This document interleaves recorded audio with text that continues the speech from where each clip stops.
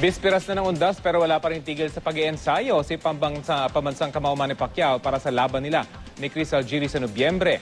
At mula sa General Santos City, may ulat on the spot si Mav Gonzalez. Mav? Rafi, napakaaga nga nagsimula ng ensayo ng ating pambansang kamao na si Manny Pacquiao ngayong Biyernes. Kanina, alas 5:30 pa lang ng madaling araw, pataas pa lang yung araw niya, no, Rafi, tumatakbo na siya sa mga bundok ng Sarangani. Tumuloy siya sa Pacman Beach at habang nag-eehersisyo roon ay meron pang tumutugtog ng harp para sa kanya para raw pamparelax. Pagkatapos nito ay nag-shooting pa ng kaunti itong si Manny. Samantala, kahapon nakasampung rounds ng sparring si People's Champ. Nagpalitan ang 3 foreign sparring partners niya.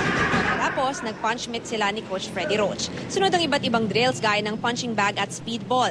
Bumisita rin ang lookalike ni Pacquiao sa gym training at nagpa-picture pa sa kanilang dalawa ang ilang foreign boxers na nagtitrain din dito sa Gensan.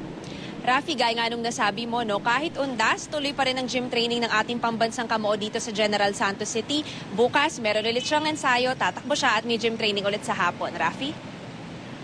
Maraming salamat, Mav Gonzalez.